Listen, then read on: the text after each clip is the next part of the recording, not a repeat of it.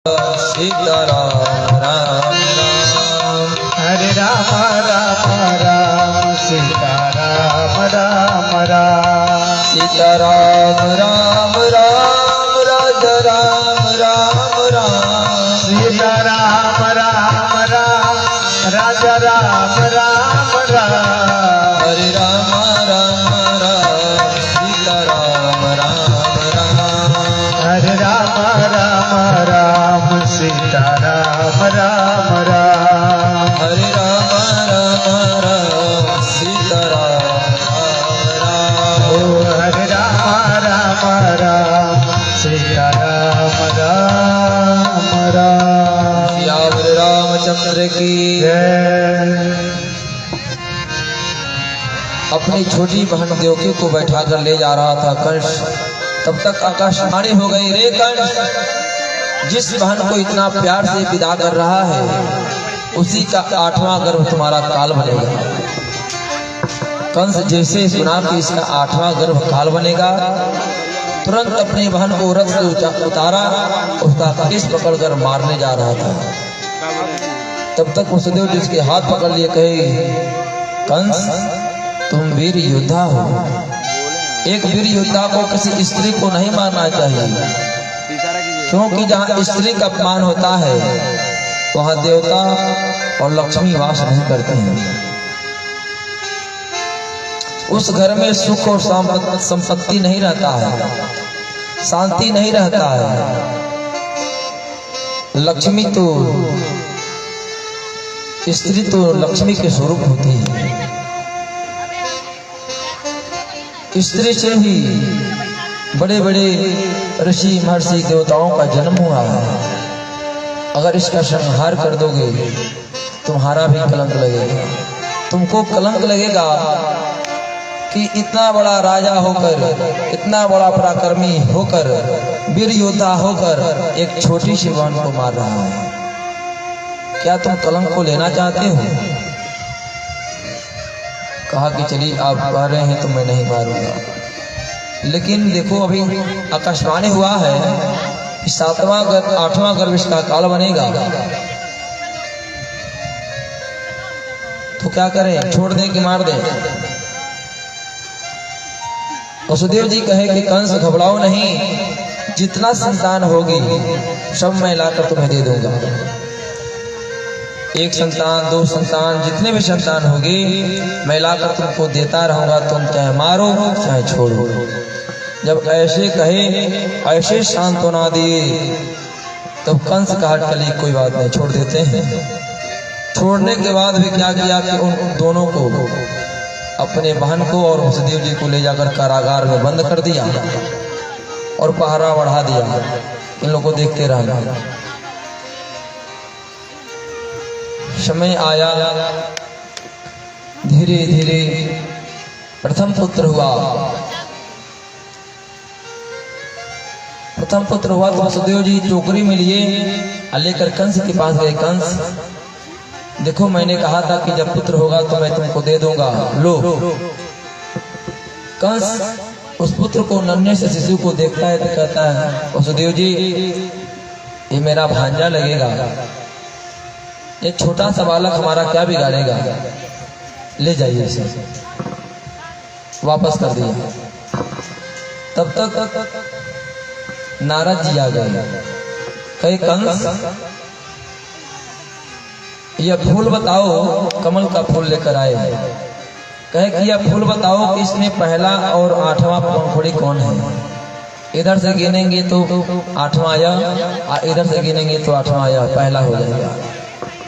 यानी कि पहला इधर से 8वां हो जा रहा है और 8वां इधर से पहला हो जा रहा है।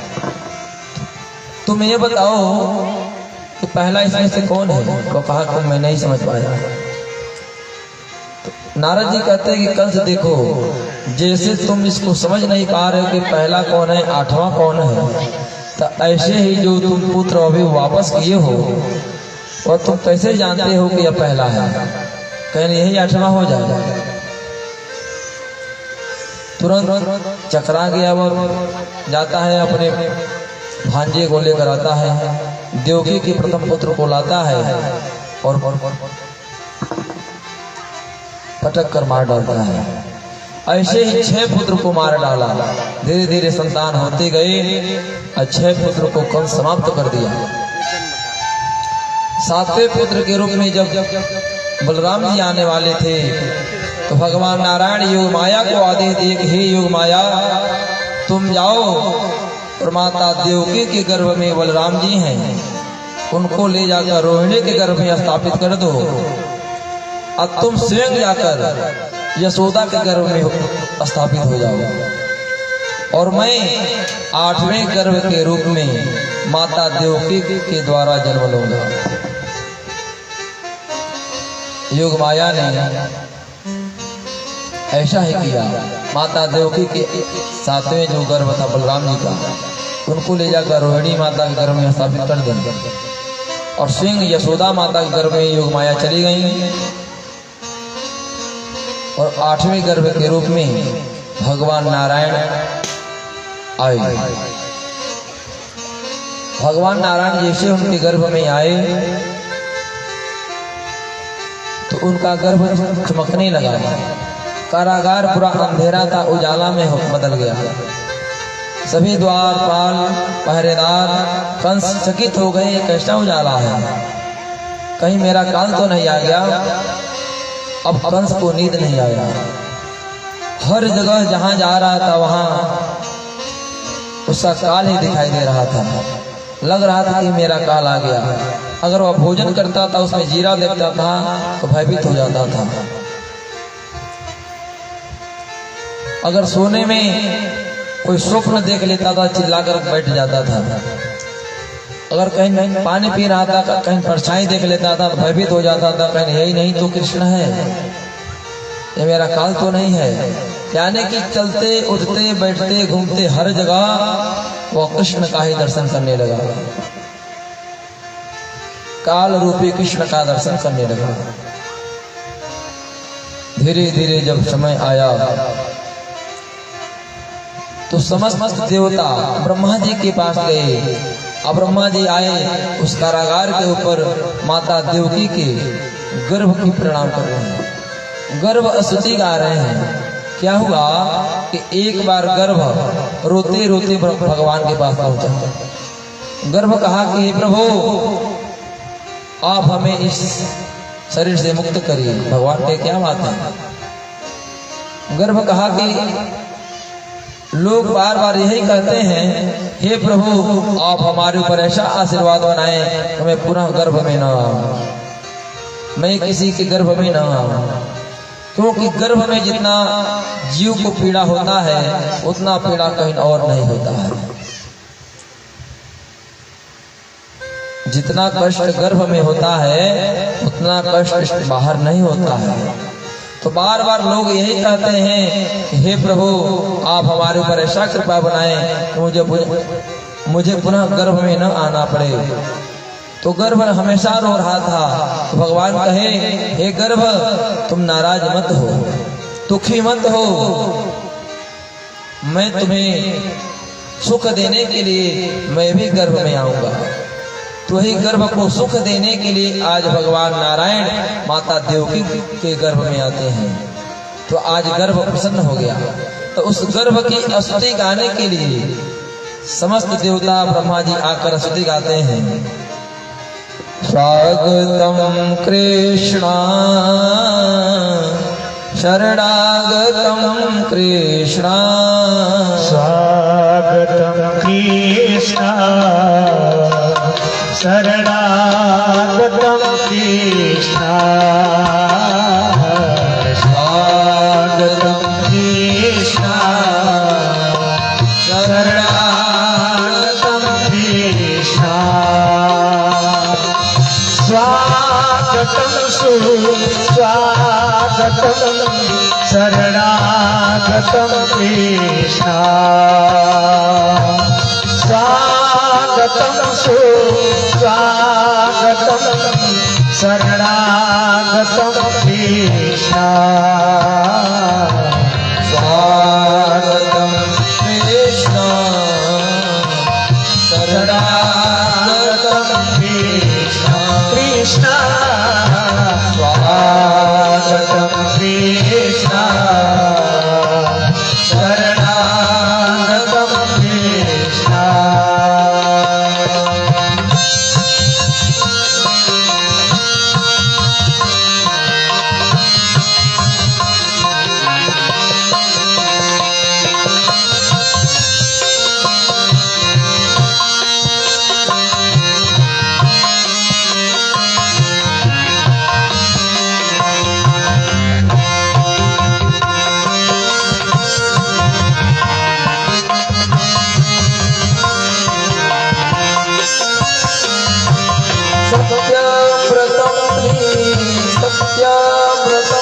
परं त्रिसत्यं सत्यस्य योनिर्निहितं च सत्ये सत्याव्रतं सत्यापरं त्रिसत्यं सत्यस्य योनिर्निहितं च सत्ये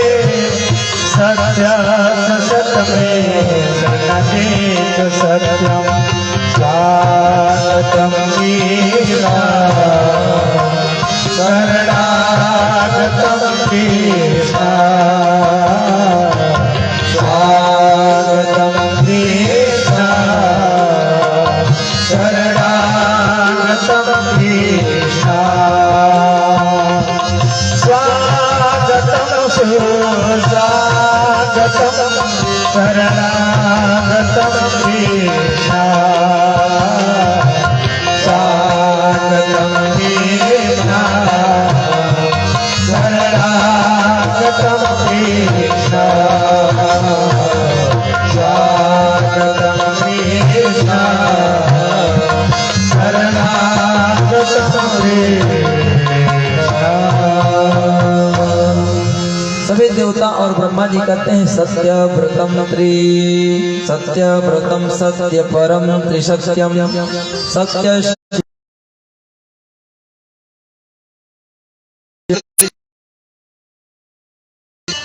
जब अत्यंत पुण्य समय आया तो उसी जेल खाने में ही भगवान नारायण चतुर्भुज रूप धारण कर प्रकट हो गई। चतुर्भुज रूप धारण में शंख चक्र गदा पद्म लिए माता देवकी के सामने खड़े हो गए। हे मां, तुम भयभीत मत हो, देखो मैं इस रूप में आया हूँ, आप घबराना नहीं। तो मैं क्यों ऐसे आया हूँ? आप सोचोगे कि बालक छोटे रहते हैं, रोते हैं, तो मैं इस रूप में इसलिए आया हूँ कि आप जान जाओ कि मैं नारायण हूँ। आपका बालक कोई साधारण बालक नहीं, और नारायण जन्म ले रहा है, तो इसीलिए मैं शंख चक्र गदा पर लिए आया हूँ। हे माँ, आप पूर्व जन्म में तपस्या किए थे कश्यप और अदिति बन के, तब मैंने कहा था मेरे समान कोई दुष्ट, आप लोग वरदान मांगे थे, हे प्रभु आपके समान कोई पुत्र हो, तो हमने कहा था कि मेरे समान कोई पुत्र नहीं, एक व्यक्ति के समान एक ही लोग होते हैं, एक चेहरा दो जैसे नहीं होता है। चेहरा हो जाएगा लेकिन स्वभाव अलग हो जाएगा, स्वभाव तो मिल जाएगा लेकिन गुण अलग हो जाएगा। तो रूप रंग लीला गुण स्वभाव सब अलग अलग होता है। भगवान कहे कि माँ, मैंने उस समय कहा था कि मेरे समान कोई और नहीं, केवल मैं ही हूँ। तो उसी बात को सत्य करने के लिए आज मैं आपके सामने आया हूँ।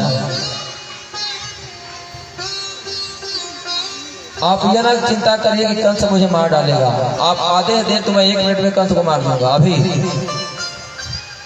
लेकिन मैं लीला करने आ रहा हूँ। आप बिल्कुल भी घबराइएगा नहीं कि मेरा बालक बहुत छोटा है, कंस मार देगा। इस रूप में इसलिए आया हूँ कि आप जान जाएं कि मेरा पुत्र भगवान है।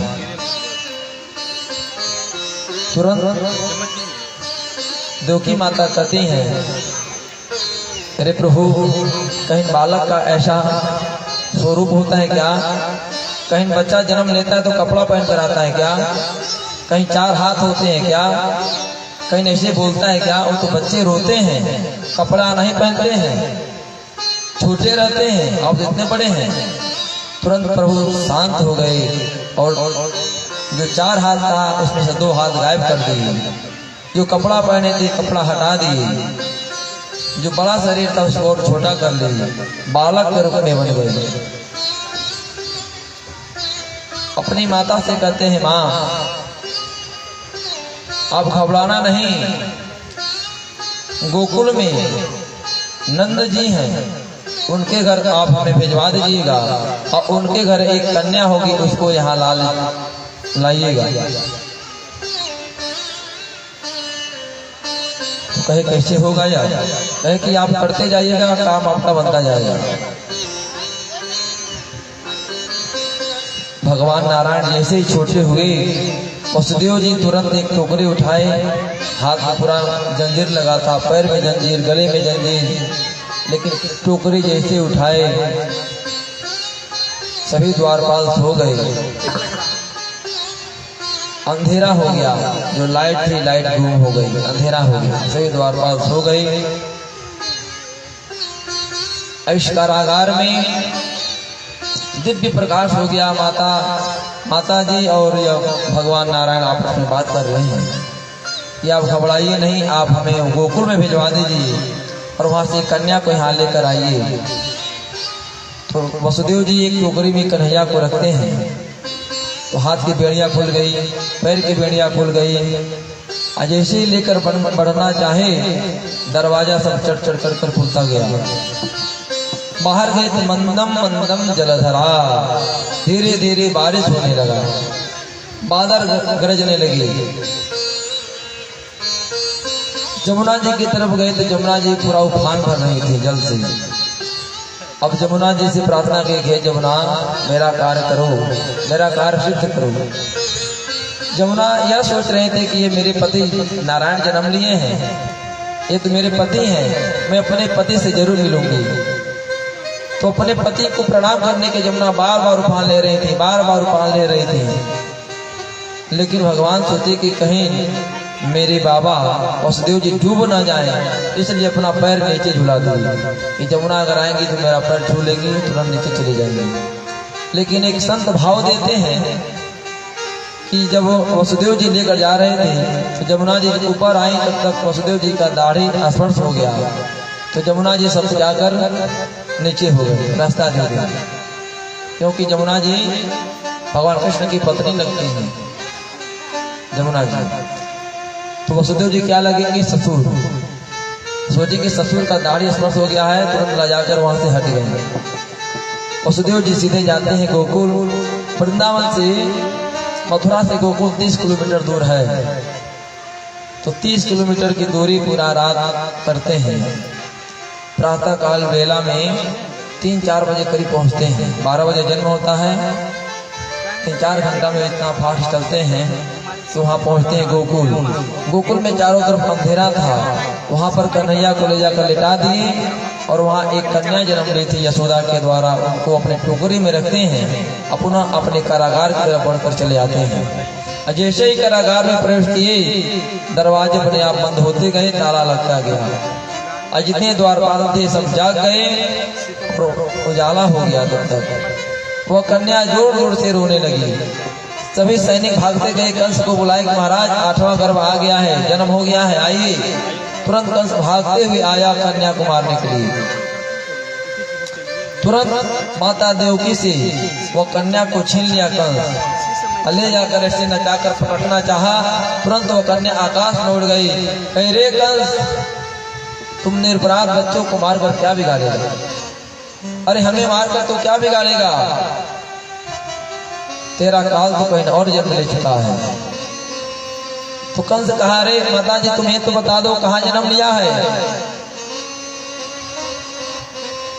माता जी कहे कि नहीं नहीं, ये बताऊंगा नहीं, बताऊंगी नहीं, तुम खोजो।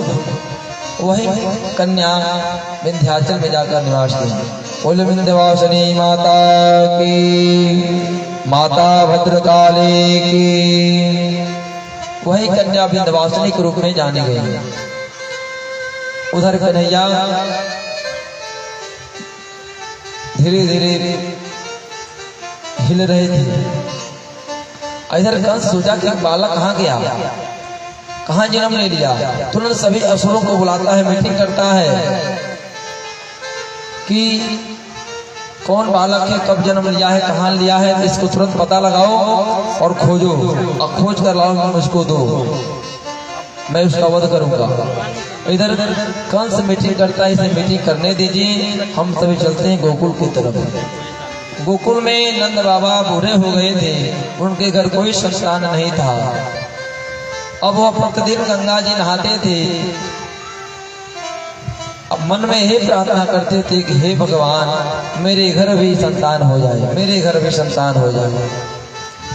आज जब यही करते थे, अभी तो भयो नहीं आगे का होए, अभी तो भयो नहीं आगे का होए, यही मन में जब करते थे कि मेरा बुढ़ापा आ गया, अभी तक कोई संतान नहीं हुआ, मैं इस गोकुल का राजा हूँ और मेरे घर कोई संतान नहीं है। घबराए हुए थे। तब तक जैसे प्रातः काल हुआ तो सुनंदा बुआ गई यशोदा जी के पास। देखिए एक लाला ऐसे हिल रहा है, लेकिन यशोदा जी को पता नहीं चला कि मेरे गर्भ से जन्म हुआ है। उनको थोड़ा भी पता नहीं चला कि किसी बालक का जन्म हुआ है यहाँ पर या कन्या का जन्म हुआ है। उनको थोड़ा भी आभास नहीं हुआ था। वह सोई हुई थी गहरी निद्रा में। सुनंदा बुआ जाती है, देखती है अरे लाला यहाँ खेल रहा है, तुरंत कपड़ा उड़ा लेती है और कहते अरे भाभी उठिए उठिए, अरे लाला जन्म ले लिया है। कहते हैं नहीं अभी रुकिए, लाला कहीं रुकिए, सबसे पहले मैं जा रही हूँ भैया को बताऊंगी, नंद बाबा को बताऊंगी, क्योंकि उनको बताऊंगी तो वह कहें मैं नौलखा हार दूंगा। सबसे पहले अगर मैं खुशखबरी दे दूंगा मुझे नौलखा हार मिलेगा। भागे भागे सुनंदा बुआ जाती हैं, कहती भैया सुन रहे हैं। तो नंद बाबा सोचे क्या कह रही है, क्या बात है, कोई बात तो नहीं हो गया गोकुल में। कहीं क्या हुआ लाले, कहीं कह रहे अपने घर लाला हो गया है। जैसे ही सुने कि मेरे घर लाला हो गया है वो प्रसन्न हो गए, तुरंत यमुना जी में छलांग लगा दी और स्नान किए, जल्दी जल्दी ब्राह्मणों को बुला कर लेकर आए, जाकर संस्कार किए और 9 लाख गाय दान कर दी। क्योंकि नाभ छेदन जो होता है तो नाभि काटा जाता है। जन्म लेने के बाद और नाभि काटने से पहले जो लोग जो दान करते हैं, अन्न धन रुपया पैसा किसी को भी दान करते हैं तो अच्छे होता है, कभी समाप्त होने वाला नहीं होता है।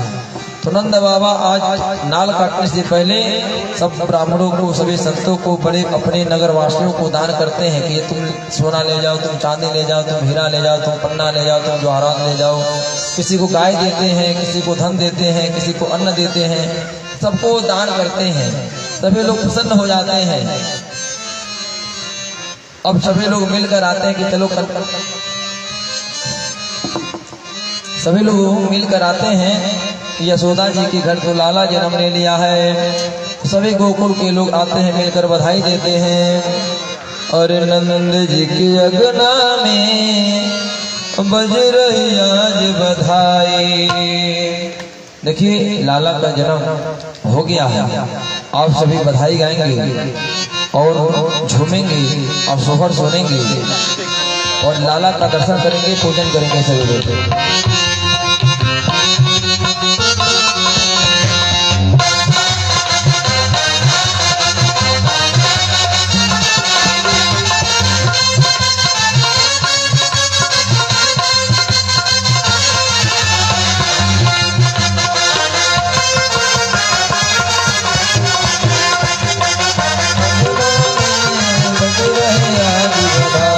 नंद जी के आंगन में बज रही आज बधाई, नंद जी के आंगन में बज रही आज बधाई।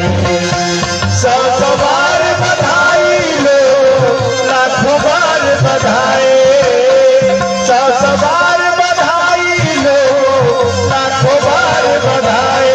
नंद जी के आंगन में बज रही आज बधाई, नंद जी के आंगन में बज रही आज बधाई।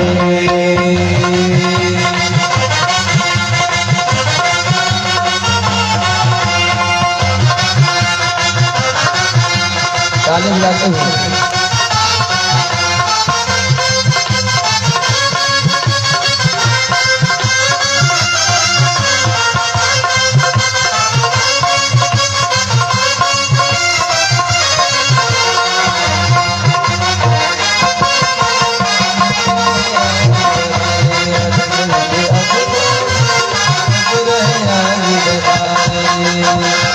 चमत्कार सो हो गया लोगो, हो गई बात निराली। चमत्कार सा हो गया लो, हो गई बात निराली। चमत्कार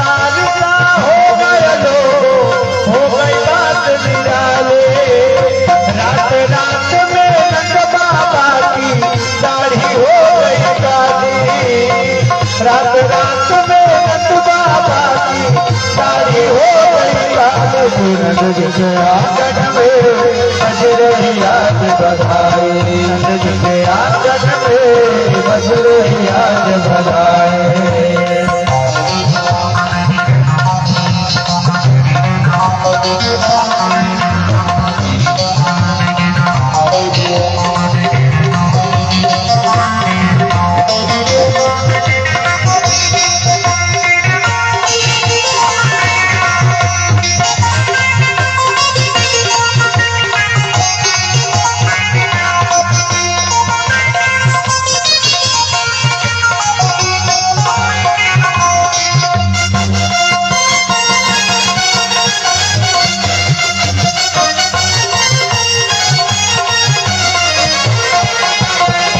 ना जाने किस ऋषि मुनि ने धागा याद लपेटा,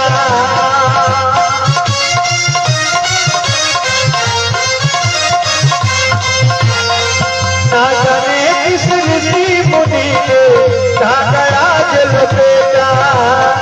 नंद भवन में अनहोनी हो बेटी से हुआ बेटा, नंद भवन में अनहोनी हो गई बेटी से हुआ बेटा। नंद जी के आंगन में बज रही आज बधाई, नंद जी के आंगन में बज रही आज बधाई।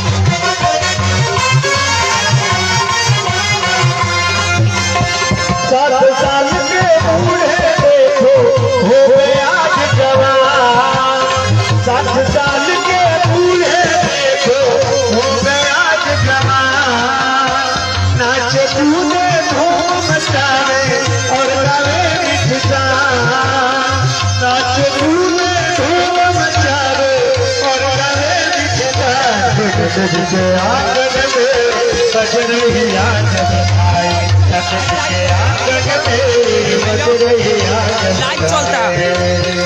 ऐसा बात बस है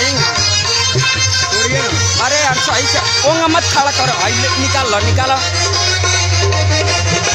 घुमा दे बस चला मत रहो।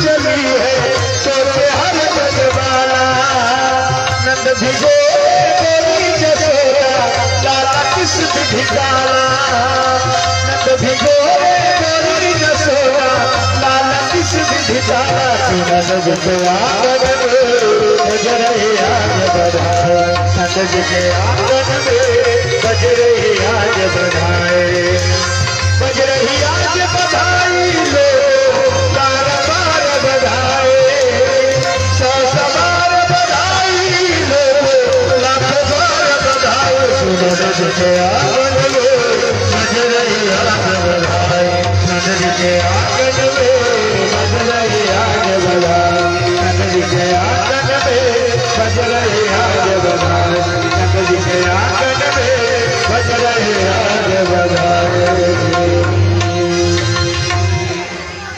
सभी लोग बधाई देते हैं और मिलजुल कर नृत्य करते हैं। आप सब लोग भी बधाई दें और मिलकर नाचें। कृष्णाय वासुदेवाय हरे परमात्मने प्रणतक्लेशनाशाय गोविंदाय नमो नमः। खाली नहीं है।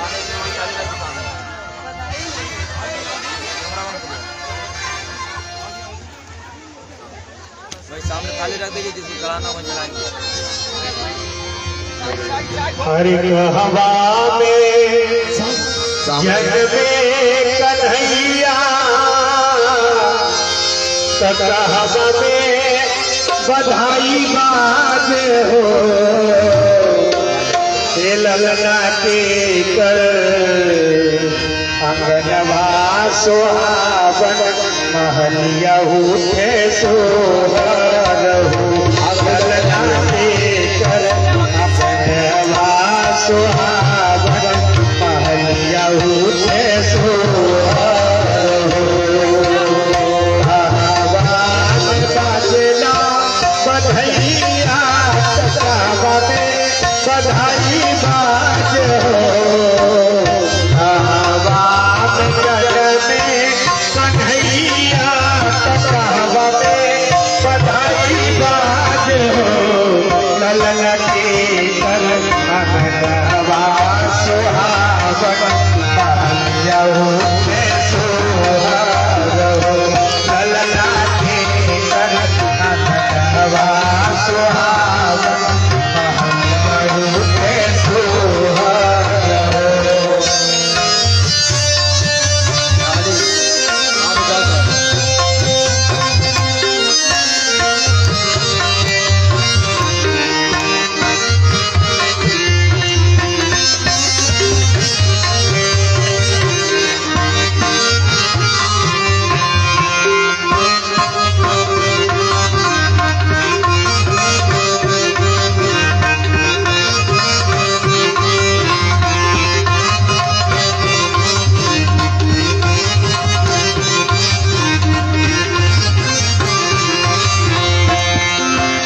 मथुरा में कन्हैया की गोकुल में बधाई बाज हो, मथुरा में कन्हैया गोकुल में बधाई बाज हो, ललनंद के अंगनवा सुहावन, महलिया उठे सोहर हो, ललना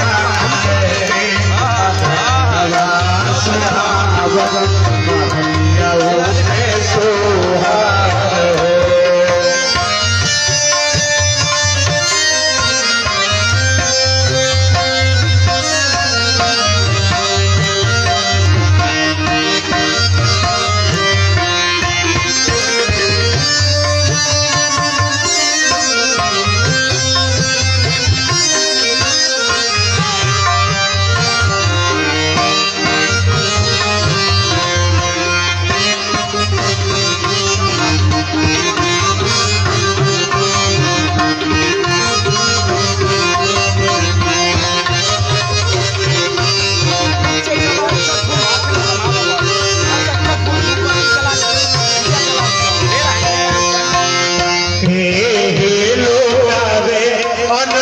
सुरवास के ही हीरा मोतिया हो,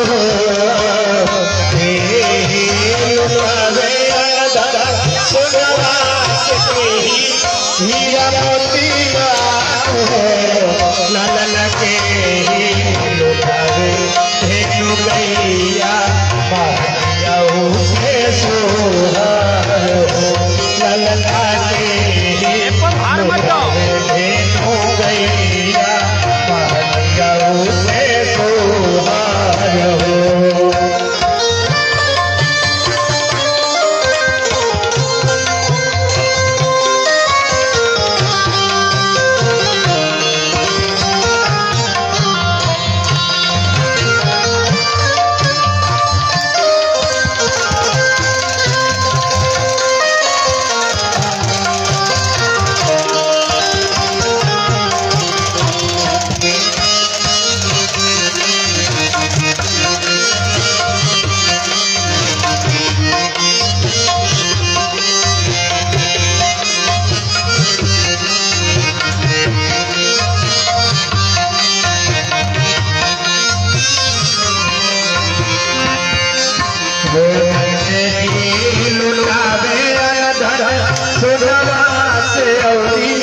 हीरा मोती रानो नंद जी लुटावे अनधन सोनमा से अवरी हीरा मोती रानो हीरा मोती रानो ललन जसोदा लुटावे धेनु गैया महलिया होते सोहार हो ललन जसोदा लुटावे धेनु गैया महलिया होते सोहार हो मथुरा में जन्मे अनहैया सब गुण में बधाई बाजे गुण में बधाई बाजे हो ललना नंद के अखनवा सुहावन महलिया होते सुहार हो ललना नंद के भगवनवा सुहावन महलिया होते सुहार हो ललना नंद के भगवनवा सुहावन महलिया होते सुहार हो बधाइयाँ बाजे हो बधाइयाँ बाजे अरे होता ना बहुत बधाइयाँ बाजे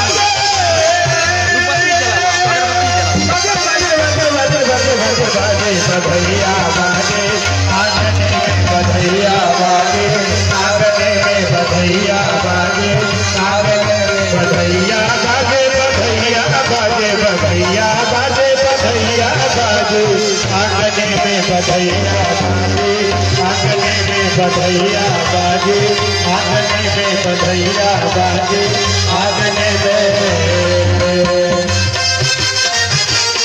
हाथ ऊपर करके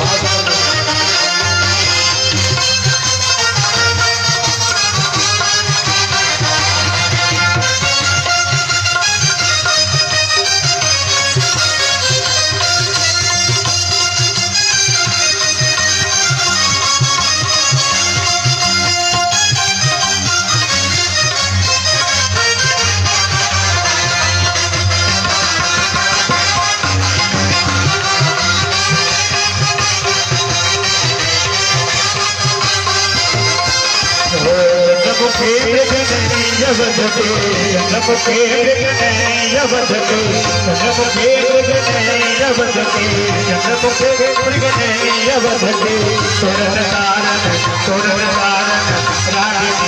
बधैया बाजे बधैया बाजे आंगन में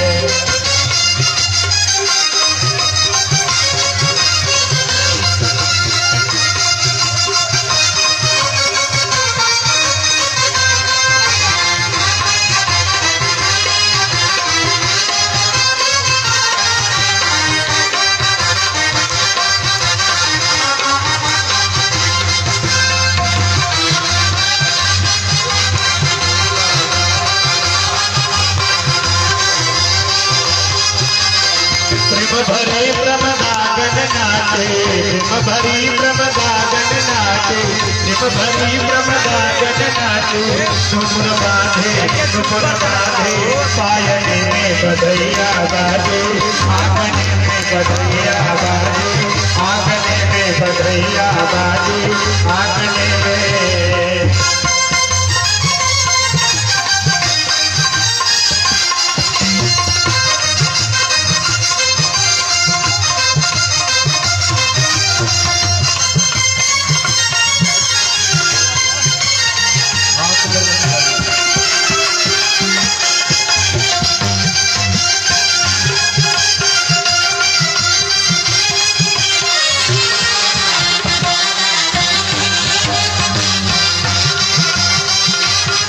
सबर श्री कृष्ण लला की सबर श्री कृष्ण लला कृष्ण लला की हो कृष्ण लला की हो कृष्ण लला की सबर श्री कृष्ण लला की कोहराज नहीं को लागत आंगने में बधैया बाजे आंगने में बधैया बाजे आंगने में बधैया बाजे बधैया बाजे बधैया बाजे बधैया बाजे आंगने में बधैया बाजे आंगने में बधैया बाजे आंगने में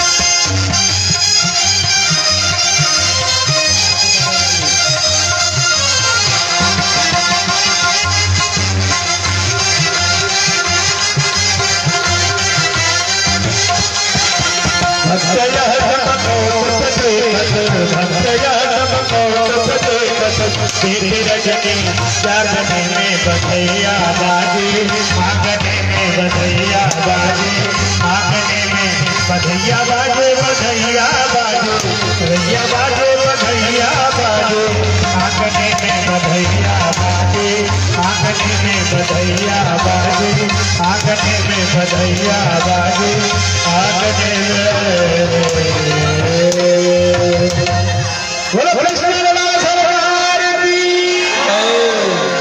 वृंदावन के बिहारी लाल की नंद की लाला की यशोदा की लाला की। आइए सभी लोग मिलकर कन्हैया का भोजन करें। सभी लोग बारी बारी से आए कन्हैया का भोजन करें।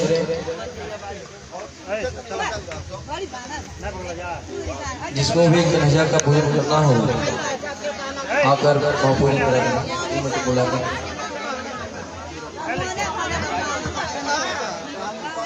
भैया छोटा दे दीजिएगा। ठीक वहाँ अब भी देता है।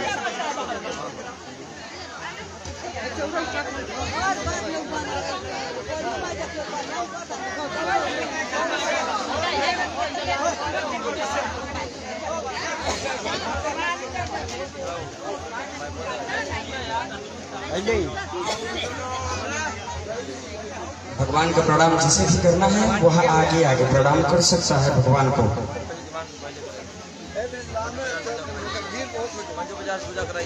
हाथ में अक्षत फूल दे मुख्य यजमान को। सामने आए आप सभी लोग। बाटे आप रौरे यहाँ ही रौरे टेंशन मत ली आई रौरे बस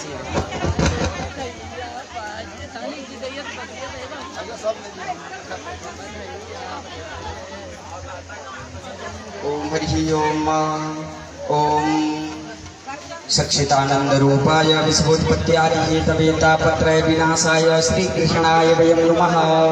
श्री कृष्णाय नमः। लड्डू गोपालाय नमः। जानकी वल्लभाय नमः। ध्यानं समर्पयामि। ध्यानार्थे पुष्पान् समर्पयामि। भगवान के पास फूल चढ़ा के प्रणाम कर ले। भगवान के पास फूल चढ़ा के प्रणाम कर ले। वहीं चंदन चढ़ाएं भगवान को। भगवान को चंदन चढ़ाएं। भगवान को चंदन चढ़ाएं। सिद्धार्थ बाबू ए सिद्धार्थ भैया चंदन भगवान को चंदन चढ़ाएं। ओम हरि ओम ओम गंधद्वारां दुराधरसां नित्यपुष्टां करीषिणीं ईश्वरीं सर्वभूतानां तामिहोपहते श्रियं चन्दनानुलेपनं समर्पयामि। श्रीकृष्णाय नमः। बालकृष्णाय नमः। लड्डू गोपालाय नमः। चन्दनानुलेपनं समर्पयामि। धूप बत्ती दिखाएं भगवान को। ओम हरि ओम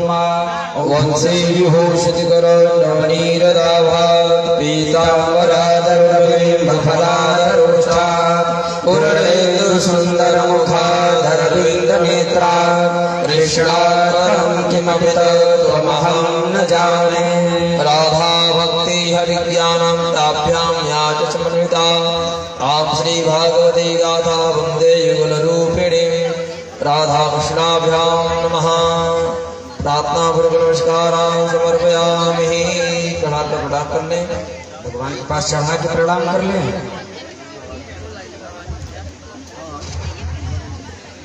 और भी जिसको प्रणाम करना है प्रणाम कर ले। और आरती कितनी है? आरती और फिर खाली बना वो ही रख दो। ओम ह्रीं रत्नेश्वर्यै नमः। भैया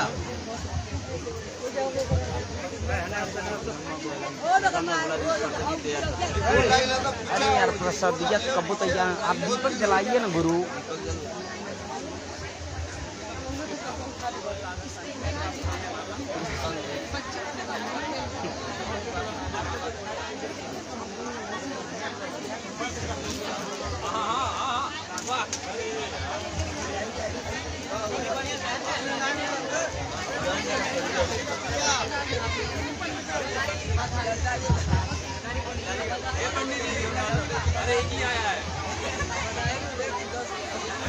जलाएं? जला दिए? हाँ जलाइए जलाइए। आरती की तैयारी, सभी लोग आरती और प्रसाद लेकर ही जाएंगे।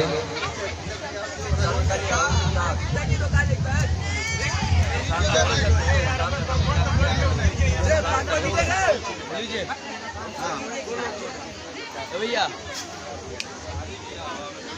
आरती। ओम